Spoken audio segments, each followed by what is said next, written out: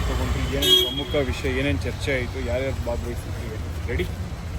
ಇವತ್ತು ಒಳ ಮೀಸಲಾತಿಗೆ ಸಂಬಂಧಪಟ್ಟಾಗೆ ವಿಶೇಷವಾಗಿ ನಾಗಮೋಹನ್ ದಾಸ್ ಅವರ ಇತ್ತೀಚಿನ ವರದಿ ಬಗ್ಗೆ ಎಲ್ಲ ಕಡೆ ಎಲ್ಲ ಸಮುದಾಯದ ಮುಖಂಡರು ಇವತ್ತು ಭಾಗವಹಿಸಿದರು. ವಿಶೇಷವಾಗಿ ಕೆಲ ಸಮುದಾಯಗಳು ಬಹುತೇಕ ಎಲ್ಲ ಚಲವಾದಿ ಇರ್ಬೋದು, ಅಲೆಮಾರಿಗಳು, ಬಂಜಾರ, ಕೊರ್ಚ, ಕುರ್ಮ, ಬೋವಿ, ಈ ಥರ ಸಣ್ಣ ಸಣ್ಣ ಸಮುದಾಯಗಳೆಲ್ಲ ಜಿಲ್ಲಾ ಮಟ್ಟದ ನಾಯಕರೇ ಭಾಗವಹಿಸಿದರು. 2 ಸಭೆ ಅಟೆಂಡ್ ಮಾಡಿದೆ ನಾನು.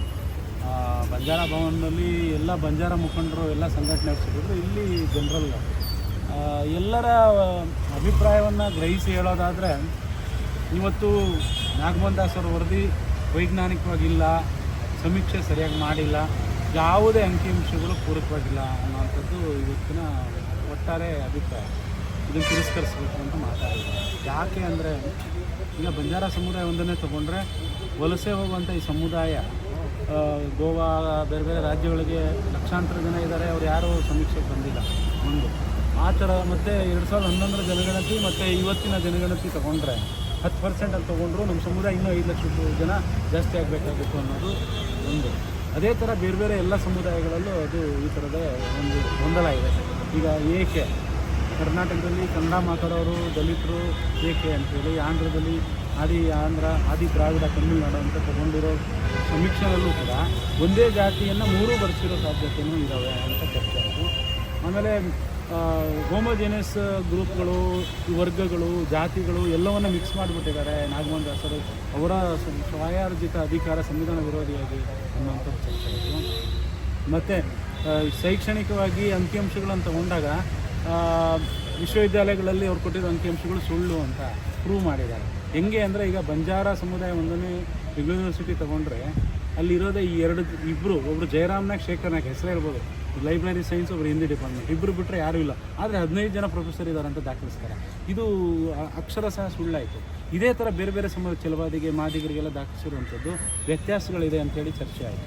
ಇದೇ ಥರದ ನೂರಾರು ಉದಾಹರಣೆಗಳನ್ನು ಎಲ್ಲ ಎವಿಡೆನ್ಸ್ ಸಮೇತ ಇವತ್ತು ಎಲ್ಲರೂ ಚರ್ಚೆ ಮಾಡಿದ್ದಾರೆ. ಅದು ಈಗ ನೋಡಿ, 2011ರಲ್ಲಿ 76.5% ಅಷ್ಟು ಶೈಕ್ಷಣಿಕವಾದ ಸ್ಥಾನಮಾನಗಳಿದೆ ಅಂತ ಹೇಳಿದ್ರು. ಅದರಲ್ಲಿ SCಗಳು ಅವತ್ತು 65%, 66% ಇದ್ದರು ಅಂತ ಹೇಳ್ತಾರೆ. ಅದೇ ಸಮೀಕ್ಷೆ ಇವತ್ತಿನ ಸಮೀಕ್ಷೆಯಲ್ಲಿ ಬಂಜಾರ ಸಮುದಾಯ 78%, 75% ಹೆಚ್ಚಿದ್ದಾರೆ ಅಂತ ಹಾಕಿರ್ತಾರೆ. ಅಂದರೆ ವೈರುಧ್ಯಗಳು, ಅಂಕಿಅಂಶಗಳು ಟ್ಯಾಲಿ ಆಗ್ತಾ ಇಲ್ಲ. ಅಂದರೆ ಇವಾಗ ಪ್ರಮುಖವಾಗಿ ಈಗ ನಾಗಮೋಹನ್ ದಾಸ್ ವರದಿಯಲ್ಲಿ ಯಾವ ಒಂದು ಸಮಾಜಕ್ಕೆ ಪ್ಲಸ್ ಆಗತ್ತೆ? ಈಗ ನೋಡಿ, ನಾಗಮೋಹನ್ ದಾಸ್ ಅವರ ವರದಿ ಪ್ರಕಾರ ಇಲ್ಲಿ ಚಲವಾದಿ ಸಮುದಾಯದ ಮುಖಂಡರು ನಮ್ಮ ಆವಳ್ಳಿ ಒಳಗೊಂಡಾಗ ಎಲ್ಲ ಅವರು ವಿರೋಧಿಸ್ತಾ ಇದ್ದಾರೆ. ಈಗ ಚಲವಾದಿನಲ್ಲಿ ವಲಯ ಬೇರೆ ಮಾಡಿದ್ದಾರೆ, ಚಲವಾದಿ ಬೇರೆ ಮಾಡಿದ್ದಾರೆ, ಇನ್ನು ಅದರ ಉಪಜಾತಿಗಳನ್ನು ಬೇರೆ ಬೇರೆಯಾಗಿ ತಗೊಂಡಿದ್ದಾರೆ. ಒಟ್ಟಾರೆ ತಗೊಂಡಾಗ ಒಟ್ಟ ಅಂಶಗಳು ಅವರಿಗೆ ಮೀಸಲಾತಿ ಜಾಸ್ತಿ ಪ್ರಮಾಣದಲ್ಲಿ ಸಿಗುತ್ತೆ. ಆದರೂ ಕೂಡ ಅವ್ರು ವಿರೋಧಿಸ್ತಾ ಇದ್ದಾರೆ. ಯಾಕೆ ಅಂತ ನನಗೂ ಗೊತ್ತಿಲ್ಲ. ಮಾದಿಗರು ಅವ್ರಿಗೆ ಸಿಕ್ಕಿರೋದು 6%, ಅವರು ಕೂಡ ವಿರೋಧಿಸ್ತಾ ಇದ್ದಾರೆ. ಈಗ ಬಂಜಾರ, ಕೊರ್ಚ, ಕುರ್ಮ, ಬೋವಿ, ಅಲೆಮಾರಿಗಳು ವಿರೋಧಿಸ್ತಾ ಇದ್ದಾರೆ. ಯಾಕಂದರೆ BJP ಗೌರ್ಮೆಂಟಲ್ಲಿ 4% ಕೊಟ್ಟಿದ್ರು, ಇವ್ರು 40% ಕಟ್ ಮಾಡಿದ್ದಾರೆ. ಹೊಲೆರಲ್ಲಿ ಇದ್ದಿದ್ದನ್ನು 10% ಕಟ್ ಮಾಡಿ ಮಾದಿಗೆ ಕೊಟ್ಟಿದ್ದಾರೆ ಅನ್ನೋದು ಆರೋಪ ಇದೆ. ಹಿಂಗೆ ನಡೀತಾ ಇರೋದ್ರಿಂದ ಯಾರಿಗೂ ಇದನ್ನ ಸಮಾಧಾನ ಇಲ್ಲ. ಅಸಮಾಧಾನದಲ್ಲಿ ಎಲ್ಲ ಸಮಾಜದವರು ಒಂದು ಮಟ್ಟಿಗೆ ಒಂದು ಸಮೀಕ್ಷೆಯಲ್ಲಿ ಪ್ಲಸ್ ಕಾಣ್ತಾ ಇದೆ ಸರ್. ಯಾವ ಸಮುದಾಯನೂ ಒಪ್ಕೋತಾ ಮಾದಿಗರ ಬಗ್ಗೆನೂ ಇವತ್ತು ಮಾದಿಗರ ಕೆಲವು ಕಡಿಮೆ ಮುಖಂಡರು ಬಂದಿದ್ರು, ಹಂಗಾಗಿ ಅವರ ಅಭಿಪ್ರಾಯ ಅಷ್ಟು ಸ್ಪಷ್ಟ ಆಗಲಿಲ್ಲ ಇಲ್ಲಿ. ಅದು ಬಿಟ್ಟರೆ ಉಳಿದ ಎಲ್ಲ ಸಮುದಾಯಗಳು ವಿರೋಧ ಸ್ಥಾನದಲ್ಲಿದ್ದಾವೆ. ಯಾಕಂದರೆ ನಾಗಮೋಹನ್ ದಾಸ್ ಅವ್ರಿಗೆ ನಾವು ಬ್ಲೇಮ್ ಮಾಡೋಕ್ಕಾಗಲ್ಲ. ಅವ್ರಿಗಿದ್ದ ಸಮಯದ ಅವಧಿ ಮತ್ತು ಅವ್ರಿಗಿರೋವಂಥ ಆರ್ಥಿಕ ಸ್ಥಿತಿನಲ್ಲಿ ಅವರೇನೋ ಒಂದಷ್ಟು ಸಣ್ಣ ಪ್ರಮಾಣದಲ್ಲಿ ಮಾಡಿದ್ದಾರೆ. ಆದರೆ ಅಥೆಂಟಿಕ್ಕಾಗಿ ಮಾಡೋಕ್ಕೆ ಅವ್ರಿಗೂ ಸಾಧ್ಯ ಆಗಿಲ್ಲ ಅನ್ನೋದು ಇದರಿಂದ ಸ್ಪಷ್ಟ ಆಗಿದೆ. ಅವರು ಕೂಡ ಅದನ್ನು ಒಪ್ಕೋತಾರೆ ಬಹುಶಃ. ಯಾಕಂದರೆ ಅವ್ರಿಗೆ ಅವ್ರು ಮಾಡಿರೋ ಕೆಲಸ ಅವ್ರಿಗೂ ಗೊತ್ತಿದೆ. ಅವರೇನೋ ಆರ್ಡಿನರಿ ವ್ಯಕ್ತಿ ಅಲ್ಲ, ಜಸ್ಟಿಸ್ ಆಗಿದ್ದಂಥವ್ರು. ಮತ್ತು ಎಲ್ರಿಗೂ ನ್ಯಾಯ ಒದಗಿಸಬೇಕು ಅನ್ನೋ ತರಾತೂರಿನಲ್ಲಿ ಅವರು ಕೂಡ ಎಡವಿದ್ದಾರೆ ಅನ್ನೋವಂಥದ್ದು ಇಲ್ಲಿ ಚರ್ಚೆ ಆಗಿದೆ. ಹಾಗಾಗಿ ಇದನ್ನು ಅಂತಿಮವಾಗಿ ಬ್ಯಾಟು ಬಾಲ್ ಎಲ್ಲ ಅಲ್ಲಿರುತ್ತೆ ಅಂಗಳದಲ್ಲಿ, ಅದು ನಮ್ಮ ಕ್ಯಾಬಿನೆಟಲ್ಲಿ ಚರ್ಚೆ ಆಗುತ್ತೆ. ಸಿದ್ದರಾಮಯ್ಯ ಸಾಹೇಬ್ರಿಗೆ ಎಲ್ಲ ಗೊತ್ತಿದೆ.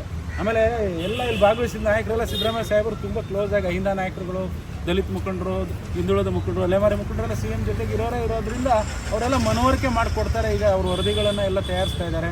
2-3 ಕಡೆಯಿಂದ ವರದಿ ಹೋಗ್ತಾ ಇದೆ. ಅವರಿಗೆ ಹೋದ್ಮೇಲೆ ಬಹುಶಃ ನ್ಯಾಯ ಸಿಗುತ್ತೆ ಈ ಸಮುದಾಯಗಳಿಗೆ ಅಂತ ನಾನು ಅಂದ್ಕೊಂಡಿದ್ದೀನಿ. ನನ್ನ ಉದ್ದೇಶ ಏನಂದರೆ, ಎಲ್ಲ ತಳ ಸಮುದಾಯಗಳು ಆರ್ಥಿಕವಾಗಿ ಶೈಕ್ಷಣಿಕ ಸಾಮಾನ್ಯ ಚೆನ್ನಾಗಿರಬೇಕು, ಬದುಕಬೇಕು ಅನ್ನೋದು.